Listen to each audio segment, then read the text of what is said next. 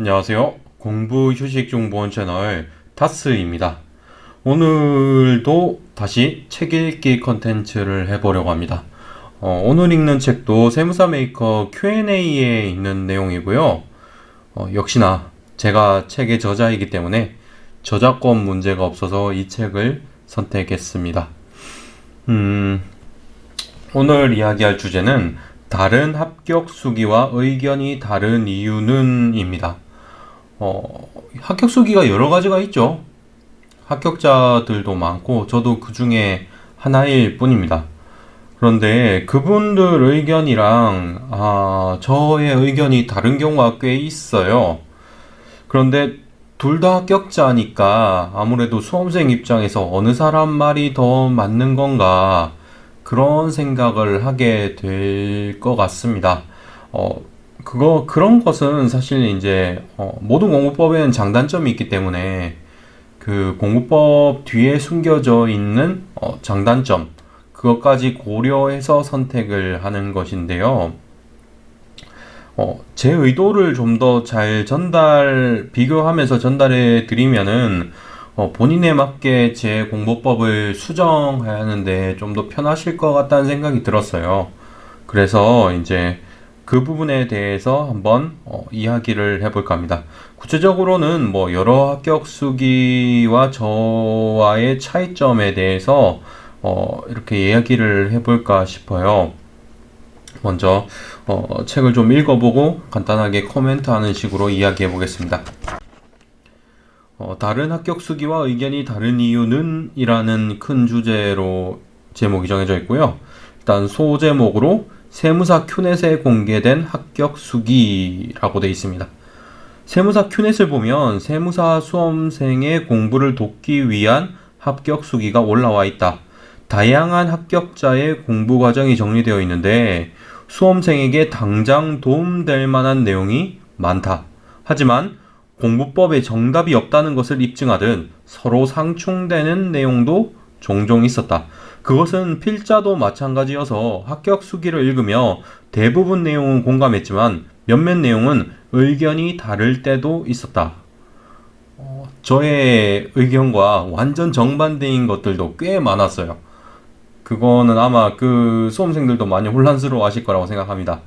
다음 문단 읽어볼게요. 합격 수기를 읽고 문득 좋은 아이디어가 떠올랐다. 여러 합격 수기와 내 공부법 사이에 왜 의견 차이가 있는지를 정리해보면 내 공부법을 이해하는데 큰 도움이 될 거라는 생각이 든 것이다.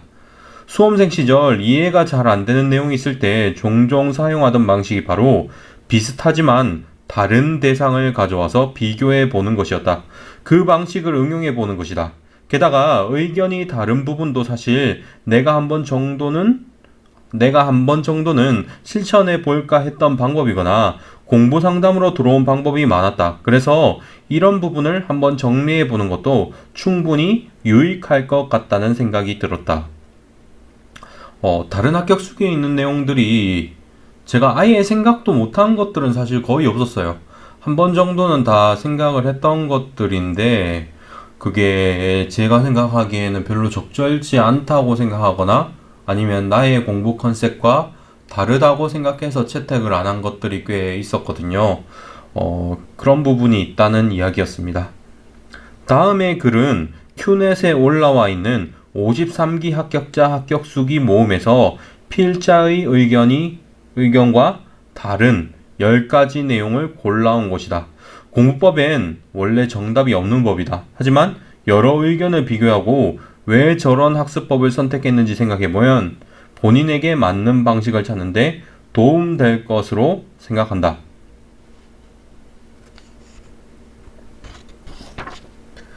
이제 첫 번째 차이점이 나오네요. 할 수 있다는 믿음입니다.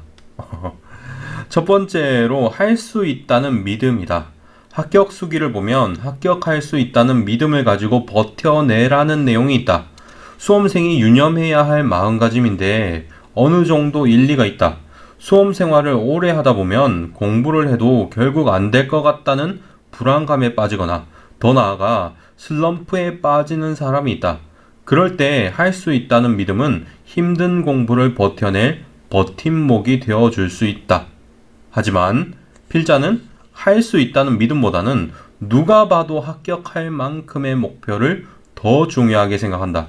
합격한다고 매번 믿을 수 있으면 좋겠지만 현실은 사실 그리 녹록지 않다. 기본 강의를 다 들었음에도 하나도 그 내용이 생각나지 않을 수도 있고 1년 넘게 공부했는데 모의고사 진도도 못 따라갈 수도 있다. 심지어 1시간 전에 배운 내용의 제목조차 모르는 경우도 많다. 그런 실패를 겪었는데 할 수 있다는 믿음을 가질 수 있을까? 사실 그리 쉽지는 않다고 생각한다.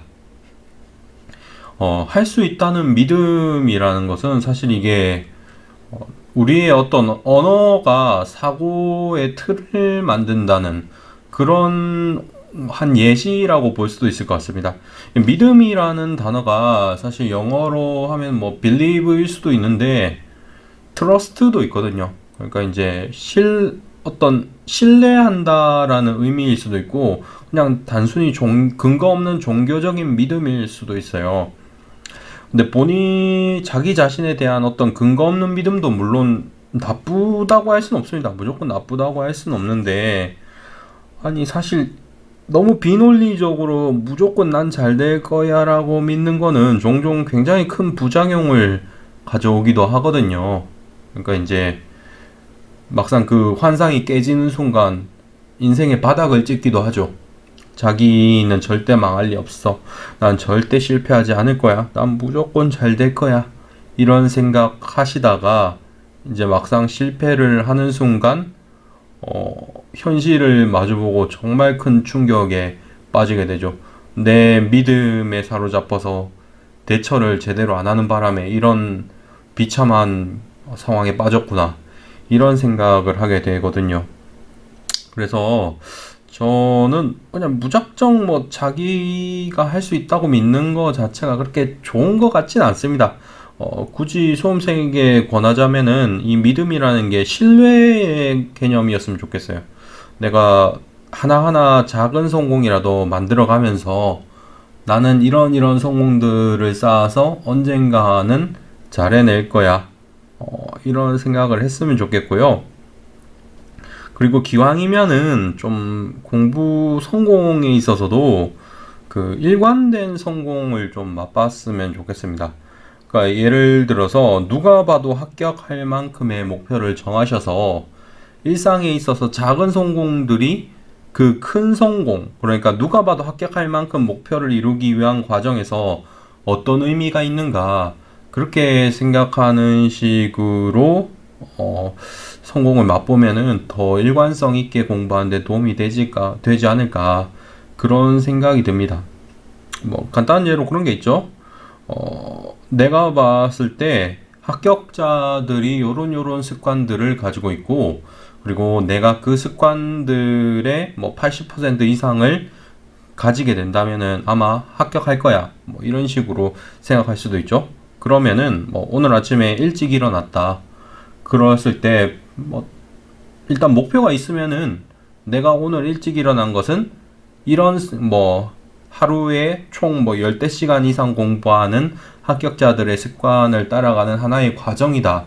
이렇게 생각을 할 수 있거든요. 그런데 뭐 누가 봐도 합격할 만큼의 목표 이런 거 없이 그냥 열심히만 하겠다 이런 생각을 하면은 굉장히 허무해질 수 있어요. 오늘 하루 뭐 일찍 일어나봤자 이게 뭐 어쩌라고 이런 생각을 하게 되는 경우도 많죠.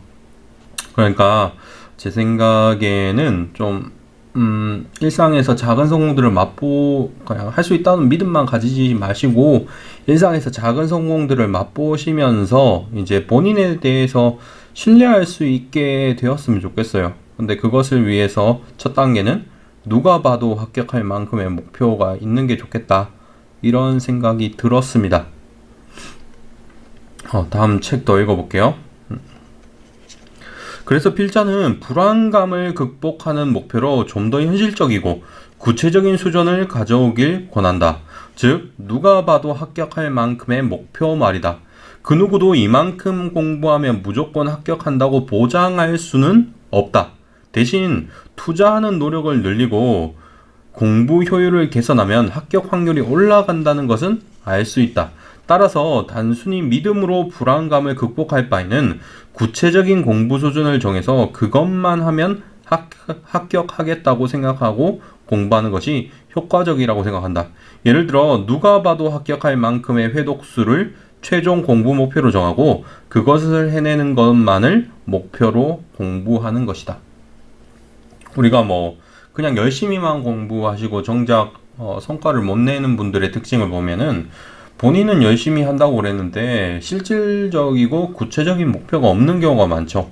그래서 이 정도 공부하면 무조건 합격한다고 보장할 수야 없겠지만 그래도 나름대로의 구체적인 시험장 들어가기 전까지 해야 하는 공부량을 정하는 것은 필요하다고 생각합니다. 그리고 다음 주제로 넘어갈게요. 절실함이 정말 중요. 절실함이 중요하다는 것도 할 수 있다는 믿음처럼 시험을 준비하는 마음가짐에 관한 것이다. 세무사 시험은 인생을 바꿀 기회를 얻기 위해 도전하는 시험이며 그만큼이나 절실해야 한다. 절실한 마음을 가지면 절대 나태하지 않으며 버텨낼 원동력을 얻게 된다. 사실 이런 주장은 제가 읽으면서도 좀 약간 어이가 없습니다. 솔직하게 말해서. 아니 우리가 뭐 열심히 안 하는 사람 보고 네가 덜 절실해서 그렇다 막 이렇게 얘기하는 것도 사실은 너무 무책임한 질책인 것 같다는 전 생각을 종종 해요. 여기서는 굉장히 완곡하게 얘기했지만 솔직하게 말해서 굉장히 공감할 수 없는 그런 주장입니다. 이게 특히나 불합격하시거나 장수생 되신 분들한테 질책하는 의미로 이 표현을 쓰더라고요. 네가 덜 절실해서 그렇다. 글쎄요. 절실하긴 하죠. 근데 그렇게 말해 절실할걸요. 오히려 그분들이 더. 당장 저만 해도 절실해서 합격한 사람은 아니기 때문에 굉장히 너무 그냥 무책임한 말이라는 생각을 했습니다. 뭐 구체적인 이유는 좀 더 책을 읽어볼게요. 하지만 필자는 조금 관점을 바꿔서 절실할 필요도 없는 습관이 더 중요하다고 생각한다. 물론 절실한 마음이 있으면 힘든 순간을 극복하는데 큰 도움이 된다. 특히 처음에 절실함을 떠올리는 것은 슬럼프를 극복하는데 효과적이다. 다만 절실함보다 중요한 것은 습관이다.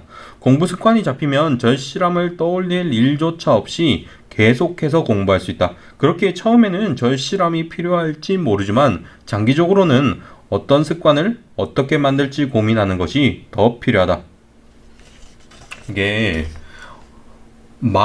우리가 항상 의지에 넘칠 수 없다는 건 인정하셔야 됩니다. 우리가 항상 절실할 수는 없고요. 항상 의지에 넘칠 수는 없습니다. 순간순간 나태해지고 처음의 마음가짐은 언젠가는 사라지기 마련이에요. 그렇게 길지도 않을 거예요. 당장 학원 가보시면 처음에는 굉장히 일찍 오시던 분들도 당장 한 달 정도 지나고 나면 다들 막 지각하시고 결석하시고 그렇습니다. 이게 여러분들의 절실함을 억지로 끌어올리려고 하지 마시고 행동을 반복하셔서 습관을 만드세요. 이게 습관이 결국은 장기 공부에는 굉장히 중요합니다. 이게 어느 정도 중요하냐고 말하면은 저는 그렇게 생각해요. 수험생분들이 합격하는 것은 이분들의 공부량이 차서 합격한다는 것보다는 당연히 합격할 할 수밖에 없는 사람으로 변해서 합격하는 것이다. 이렇게 생각합니다. 그러니까 이게 무슨 말이냐면은 여러분들이 수험 기간 동안 여러 가지 습관을 만들 거예요. 어떤 반복된 행동을 통해서. 그래서 그렇게 만들어진 습관이 여러분을 당연히 합격할 수밖에 없는 사람으로 바꿀 겁니다. 그리고 그렇게 되는 순간 이제 합격을 비로소 바라보게 되는 거죠. 여러분들도 절실함만 강조하다가 정작 반복되는 행동의 중요성에 대해서 잊어버리는 것 같아요. 마음가짐만으로 끝까지 갈 수 없다는 걸 인정하시고 반복되는 행동을 하셔서 습관을 만드시는 것을 권합니다. 여러 번 정독해서 암기하기. 다음 주제죠. 당연한 이야기지만 저는 정독해서 암기하는 것에 대해서 회의적인 입장입니다. 책 읽어보겠습니다. 1차 시험에서 선택 과목을 공부할 때 여러 번 정독하는 것이 효과적이라는 주장이 있다. 말문제 위주로 출제가 되는 만큼 이론서를 여러 번 정독하면 암기에 도움된다는 주장이다. 쓰거나 소리내어 읽는 등의 방법도 실천할 수는 있지만 현실적으로 독서실 등의 공부 장소에서 여러 번 반복하기 좋은 방법은 눈으로 읽는 것이다. 그래서 선택 과목을 공부할 때는 정독해서 암기하도록 한다. 이런 주장이 있다는 거죠. 제가 이렇게 하라는 게 아니고. 1차 시험에서 선택 과목이 행정소송법, 민법, 그리고 상법이 있죠. 이 세 과목은 상대적으로 다른 과목에 비해서 쉬운 과목 취급을 받습니다. 그럴 수밖에 없는 게 이게 말문제 위주로 출제가 돼요. 근데 말문제는 확실히 수험생 입장에서 부담이 좀 덜합니다. 이게 공부량이 조금 덜 쌓여도 실수가 그러니까 점수가 꽤 잘 나와요. 실수도 아무래도 덜하고요. 그래서 이제 이론서를 여러 번 정독해서 이 선택 과목을 대비할 수 있다. 뭐 이런 의견이죠. 이론을 탄탄히 하면은 문제를 풀 수 있을 것이다. 특히 말 문제는 그러하다. 이런 주장입니다. 그런데 이 의견에 대해서 저는 약간 회의적인 부분이 있고 그 부분에 대해서 책을 한번 읽어보겠습니다. 하지만 정독 대상이나 방법에 대해 필자는 조금 의견이 다르다. 필자의 회독 공부법을 봤으면 알겠지만 이론서와 문제집 모두가 공부 대상이 되어야 하며 기왕이면 문제집의 이론서를 단권화하여 공부하는 것이 좋다. 그리고 단순히 읽는 것보다는 떠올리는 연습을 반복하는 것이 더 암기에 도움된다. 눈으로 읽는다고 해도 해당 내용을 머릿속에서 적극적으로 그려가며 읽는다면 분명 암기에 도움될 것이다. 하지만 그보다 더 효과적인 것은 해당 내용을 한번 외운 다음 보지 않고 떠올려 보는 연습이다. 특히 문제를 보고 관련 이론을 떠올리는 연습을 하면 좀 더 실전처럼 연습할 수 있다. 우리가 실전에서 어떤 식으로 사고를 하는지 한번 보자는 거죠.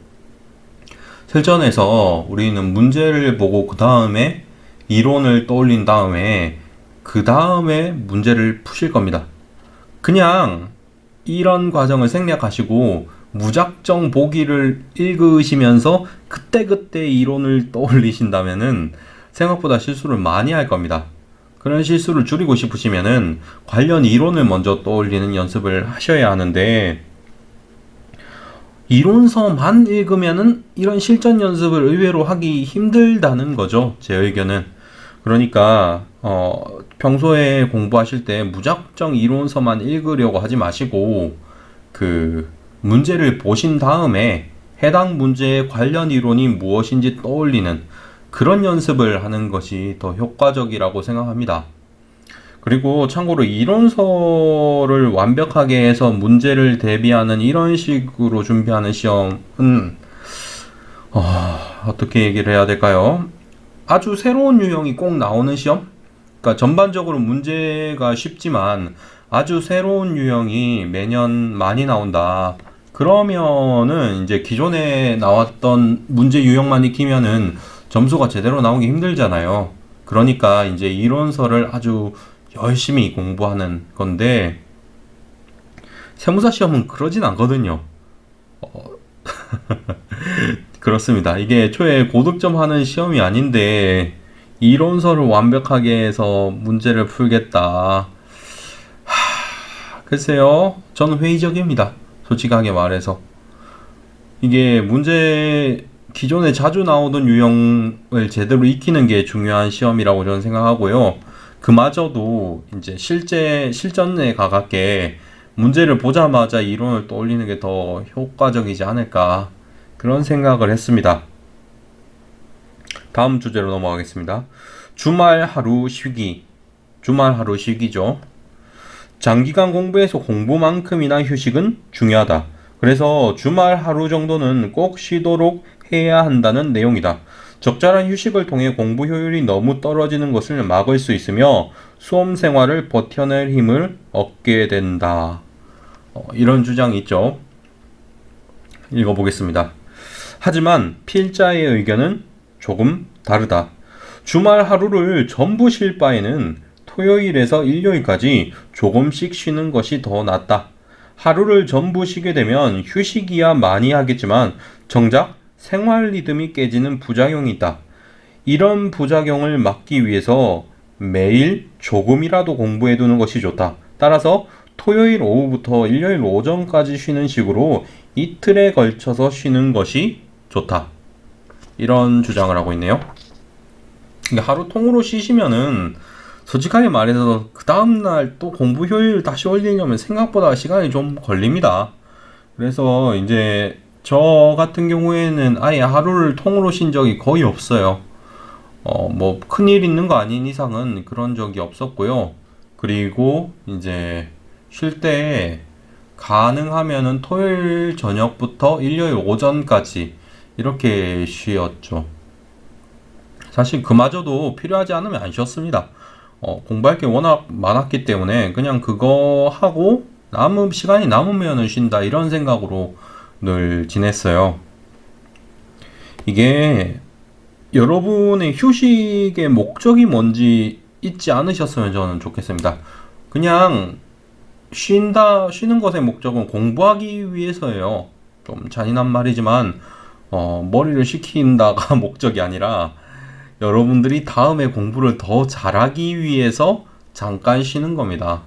근데 그렇게 쉴 때 생활 리듬이 끊기는 것을 무시하고 무작정 제대로 놀아보자 이렇게 하시거나 아니면 휴식하실 때 지나치게 더 피곤하게 몸을 혹사하시는 분들이 있어요. 술을 잔뜩 마신다거나 뭐 아니면은 아주 멀리 왔다 갔다 하는 바람에 체력 소모가 크거나. 여러분들이 쉬는 거는 공부를 잠깐 멈추고 다음 공부를 잘하자는 의미니까 그거를 잊지 않으셨으면 좋겠습니다. 단기 합격을 위해 연습서 공부하기 이런 주장이 있죠. 이게 연습서라는 게 뭐냐면은 2차 시험 주관식 시험을 대비하기 위한 문제집을 의미합니다. 그런데 이제 단기 합격을 위해서 1차 시험 공부 중에도 그 연습서를 공부해야 된다는 그런 주장이 있죠. 1차 시험 준비를 하며 연습서를 공부하는 것은 단기 합격에 도움된다. 연습서를 공부하면 회계와 세법에 대해 깊게 이해할 수 있고 동차 준비를 하는데 큰 도움이 된다. 게다가 미리 연습서를 보지 않으면 나중에 동차 준비 중에 연습서를 공부하기 힘드니 적어도 2월까지는 연습서를 봐야 한다는 주장이다. 요즘도 많이 들어오는 질문입니다. 실제로 그놈의 연습서를 왜 이렇게 좋아하시는지 잘 모르겠어요. 이게 동차 합격자는 솔직하게 말해서 굉장히 적거든요. 그리고 동차를 노리시는 거 아니면은 그 연습서를 공부하는 게 큰 도움이 안 되고요. 심지어 그거 연습서를 보는 것도 어느 정도 기본서에 대해서 공부가 돼야지만 의미가 있습니다. 근데 대부분은 그 상태도 안 됐는데 일단 연습서 공부를 하려고 하시는 경우가 많죠. 이게 하이 리스크 하이 리턴 전략인데 말이죠. 다음을 읽어보겠습니다. 이 주장에 대해서 어느 정도는 동의한다.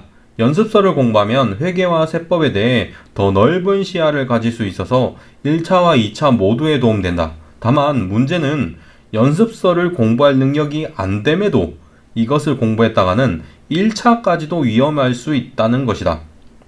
수험생 중에 이론서에 있는 예제도 풀 수 없는데 일단 연습서로 공부하면 어떻게든 될 거라고 믿는 사람이 있다. 그런데 그런 발상은 너무 위험하다. 그 정도로 실력이 부족하면 연습서 공부를 제대로 하기 힘들어서 동차는커녕 1차까지 위험하기 때문이다.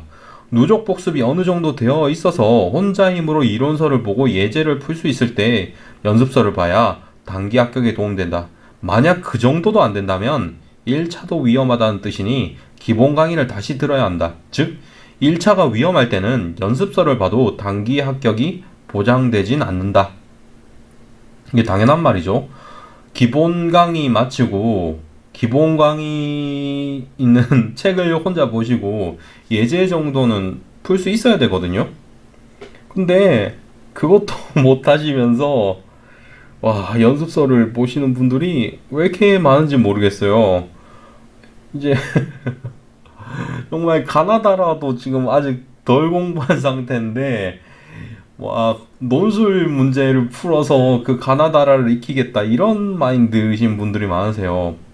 그러니까 본인이 희망하시는 거죠. 난 동차생이 될 거야. 나는 뭐, 우리 수험생 중에 상위 뭐, 5% 안에 드는 존재야. 나는 멋져. 나는 대단해. 라고 생각하고 싶겠죠. 믿고 싶을 겁니다. 근데 믿는 거랑 현실은 다르다는 거죠. 아니, 솔직하게 말해서 기본서 예제도 못 풀면은 아무리 생각해도 그 연습서 2차 공부를 왜 하시는지 모르겠어요. 근데 정말 안타까운 건 자기가 할 수 있다고 생각하세요. 아니면은 그런 경우도 있어요. 자기가 못 푸는 예제는 안 중요하다고 말해버리세요. 뭐 예를 들어서 그런 거죠. 뭐 최저한세 문제 이런 거 자기는 풀지도 못하면서 아 이건 안 중요해. 이건 시험에 나오지도 않아. 갑자기 막 이래버려요. 매년 진짜 2차 시험에 자주 나오거든요. 굉장히 중요한 부분인데 그거를 와, 그런 식으로 생각하시는 분들이 너무 많더라고요. 제가 너무 안타깝습니다, 진짜로. 그게 공부 전략이라는 경우는 기본적으로 본인 상황에 맞게 하셔야 돼요. 근데 이제 본인이 원하는 만큼 공부를 못했다고 해서 막 현실 부정을 열심히 하시더라고요. 그러면서 이제, 부정적으로 생각하면 안 돼! 뭐 이러면서 아, 제발 그러지 않았으면 좋겠습니다. 본인 실력이 될 때 그 심화 강의도 듣는 거고 연습서도 공부하는 거예요. 그게 기본서에 있는 예제도 못 풀 정도 실력이면 진짜로 다시 돌아가야 됩니다. 이건 어쩔 수가 없어요. 그것만 좀 잊지 않으셨으면 좋겠습니다. 다음 주제로 넘어가겠습니다. 40 플러스 80 전략은 동차에 위험하다. 이런 의견이 있죠. 40 플러스 80이라는 거는 그 회계하고 세법에서 꽈락만 면하고 나머지 과목에서 고득점 하는 전략이라고 생각하시면 됩니다. 세무사 1차 시험 공부 전략이라고 보시면 돼요. 세법과 회계학에서 40점을 넘기고 나머지 과목에서 80점 이상을 받아 1차 합격을 하는 전략은 널리 알려진 전략이다. 하지만 합격 수기 속 합격자는 2차 시험 과목이 세법과 회계학에 국한되어 있다는 점을 볼 때 이 전략은 동차 합격에는 좋지 않다고 주장한다. 합격 수기에 따르면 동차가 목표라면 이 전략을 지양하고 회계학과 세법에 좀 더 많은 시간을 투자해야 한다. 이런 주장이죠. 세무사 2차 시험 과목은 전부 다 기본적으로 회계학과 세법입니다. 그래서 이제 세무사 1차 시험에서 회계하고 세법을 잘 하시는 분들의 경우에는 2차 시험을 준비할 때 상당히 도움이 되는 것도 사실입니다. 그런데 회계하고 세법에서 40점만 넘기자는 마인드로 공부하다가는 동차 합격을 절대 할 수 없다는 그런 주장입니다. 그거에 대해서 제가 생각하는 바를 알려드릴게요. 이 주장이 틀린 것은 아니지만 약간 방식을 바꾸면 어떨까 싶다. 넓히기와 좁히기 전략을 적용하면 40 플러스 80 전략이 동차 준비를 하다가 실패한 수험생에게 큰 도움이 되기 때문이다. 분기점을 정해서 그 이전까지는 동차를 목표로 하고 이후부터는 40 플러스 80 전략에 따라 버릴 부분을 정하는 것이다. 이게 제가 실제로 요즘에도 권하는 건데요. 12월 말까지는 무슨 일이 있어도 직장인이라고 해도 동차 합격을 노리라고 합니다. 동차 합격을 목표로 무조건 버리는 부분 없이 다 공부하는 거예요. 어렵건 쉽건 사소해 보이건 상관없습니다. 무조건 다 공부합니다. 하지만 12월 말이 지나면 이제는 현실적으로 버릴 부분을 정하는 거죠. 만약에 본인이 실력에 자신이 있다 그러면은 물론 버리지 않아도 됩니다. 회계세법 전범위 다 공부하세요.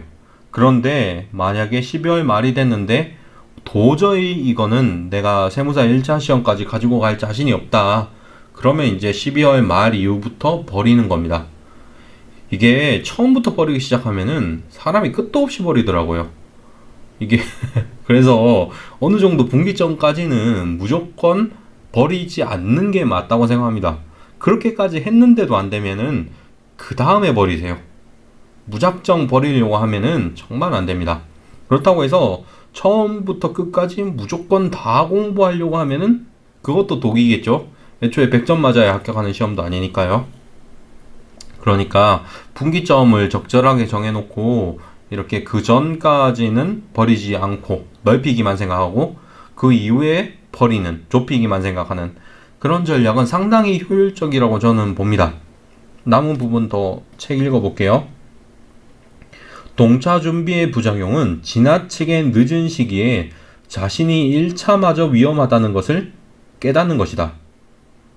동차를 준비한다고 세법과 회계학에 많은 시간을 투자했고 어느 정도 성과는 있었지만 정작 1차 합격할 만큼은 아닌 사람이 있다. 그런데도 계속 동차 합격이 목표니까 회계학 세법만 공부하고 재정학과 선택 과목을 소홀히 하면 1차마저 위험해진다.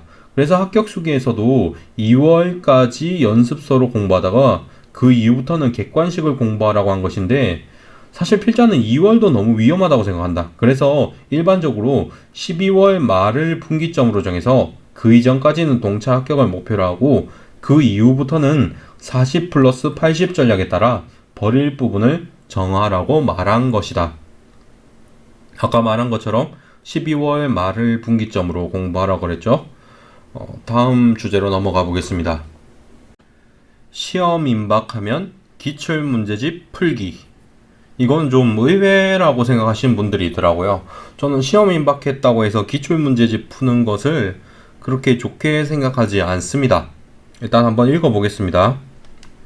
합격 수기에서 자주 보이는 마무리 공부 방법이 바로 1차 시험 직전에 기출문제를 푸는 것이다. 매번 새로운 문제가 나온다고 해서 기존 문제 유형에서 크게 벗어나기는 힘들며 중요한 부분은 반복되는 법이다. 따라서 기존 기출문제를 중심으로 공부하면 효과적인 마무리 학습이 될 수 있다는 의견이다. 이거는 실제로 많은 수험생들이 당연하게 생각하는 공부법인데 저는 이것에 대해서 약간 의견이 다릅니다. 한번 그 부분에 대해서 이야기를 해보겠습니다. 물론 필자도 기출문제의 중요성에 대해 매우 동감한다. 기출문제에서 반복되는 내용만 제대로 공부해도 앞으로 학습 방향을 정하는데 큰 도움이 된다.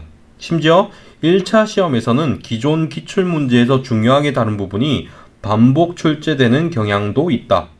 하지만 그렇다고 해서 새로운 기출문제집으로 마무리를 하는 것이 더 합격에 도움된다고 생각하지는 않는다. 수험생이 평소 공부하는 객관식 문제집 또한 기출문제를 바탕으로 만들어졌으며 심지어 기존에 열심히 담거나 해둔 내용이 수록되어 있기 때문이다. 이미 마무리 공부를 위해 열심히 잘 담거나 해둔 책이 있는데 굳이 그것을 버리고 다른 기출문제집으로 넘어가는 것은 이해하기 힘들다. 시험이 임박했는데 갑자기 문제집이 너무 이상하거나 기존 문제집으로 마무리할 자신이 없다면 기출문제집이 더 효과적이다. 하지만 그렇지 않다면 기존에 담거나 해둔 책으로 마무리하는 것이 더 낫다고 생각한다. 이게 수험생분들이 많이 착각하시는 게 기출문제집 중요하긴 합니다. 그런데 기출문제집도 풀어야지 기존에 풀던 문제집 그냥 버려버리고 그렇게 공부하시면 안 돼요. 이게 한번 생각을 해보자고요, 여러분들. 기출문제집 2번 정도 풀고 그리고 옛날에 풀던 문제집 한 4번 정도 풀었다고 할게요. 이런 수험생이 있고 그리고 기출문제집만 7번 푼 수험생이 있습니다. 그리고 또 어떤 수험생은 기출문제집은 하나도 안 풀고 객관식 문제집만 7번 풀었어요. 이 3명 중에서 가장 합격 확률이 높은 분을 굳이 고르자면 저는 기출문제집만 7번 푼 분도 합격할 것 같고요. 객관식 문제집만 7번 푼 분도 합격할 것 같아요. 그런데 기출문제 2번 정도 풀고 그 객관식 문제집 4번 5번 푼 분은 떨어질 거라고 저는 생각합니다. 이게 왜 그러냐 하면은 세무사 시험처럼 조금 어려운 시험 같은 경우에는 문제를 뭐 두세 번 풀었다고 해서 자기께 되지 않아요. 진짜로 설명할 수 있게 암기하는 것을 7번까지는 가야지 그나마 좀 의미가 있습니다. 그러니까 제가 아까 전에 기출문제집 도 보는 개념으로 접근해야 된다 그랬잖아요. 이게 무슨 말이냐면은 여러분들이 메인 회독 대상으로 삼은 책은 무슨 일이 있어도 7회독은 넘기는 게 기본 목표입니다. 뭐 양보하더라도 뭐 6회독 정도라고 저는 생각해요. 양보하더라도 뭐 말 문제랑 계산 문제가 좀 차이야 있겠지만 그래도 6회독, 7회독은 넘겨야지 좀 어느 정도 봤다는 의미가 있다고 생각해요. 안 그러면은 그 틀리던 문제 또 틀립니다. 현장에 들어가 보시면은 진짜 그래요. 이게 수험생분들은 나만은 다르다고 생각하실지 모르겠는데 정말 그런 분들 너무 많이 봤거든요. 여러분들 진짜로 기출문제가 중요하니까 막 내가 그전에 풀던 거 버려버리고 갈 정도는 아니에요. 심지어 기존에 풀던 객관식 문제집이 기출문제집이거든요. 사실상 기출문제 중에서 이제 개정되는 내용들 다 반영해서 강사가 생각했을 때 중요한 유형들 다 모아놓은 거죠. 그거를 공부하시는 게 우선입니다. 진짜로. 그거 버려버리고 기출문제집만 풀기에는 그동안 거기에 다 담거나 해뒀잖아요. 그건 좀 아닌 것 같아요. 기출문제를 푸셔서 그 틀린 문제에 있으면은 틀린 이유 같은 것을 객관식 문제집에 합칠 수는 있습니다.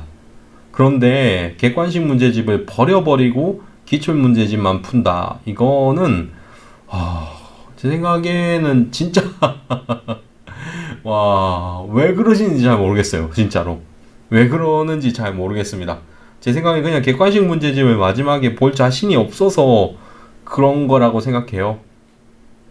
아마 이렇게 얘기해도 많은 분들이 그냥 제가 했던 말 생각 안 하고 버려버리고 기출문제집 다시 풀 거라고 생각합니다. 근데 진짜 그러지 마시고 한 권이라도 제대로 푸세요. 좀 한 권이라도 제대로 공부해야 됩니다. 이것저것 공부하지 마시고요. 합격 수기와 저가 의견이 다른 부분은 조금 더 있습니다. 이게 책이 내용이 너무 근데 기네요. 이걸 다 읽어드리기는 조금 힘들 것 같고, 이만 여기 정도에서 영상을 마무리해야 될 것 같습니다. 나머지 내용들이나 지금 읽었던 부분은 제가 또 뭐 새로 대본을 써서 다시 유튜브에 올릴 수도 있어요. 근데 이제 일단 요 다른 합격 수기와 의견이 다른 이유는 이라는 부분은 여기까지만 읽어 드리도록 하겠습니다. 시청해 주셔서 정말 감사하고요. 우리 예비 합격자 여러분들 진짜 꼭 합격하셨으면 좋겠습니다. 남들 따라서 뭐 이렇게 고르지 않으시고 본인이 생각했을 때 옳은 공부법을 선택했으면 좋겠습니다. 남들이 다 이렇게 하던데 라는 거는 굉장히 위험한 발상이에요. 그러니까 제 의견도 포함해서 본인이 이제 어떤 공부법을 선택하실 때 한 번이라도 더 이게 과연 내 상황에 맞춰서 보았을 때 합리적일까 한번 고민해 보셨으면 좋겠습니다. 이상으로 영상을 마치겠고요. 예비 합격자 여러분들 모두 오늘도 화이팅 하시기 바랍니다. 이상으로 영상을 마치겠습니다. 감사합니다.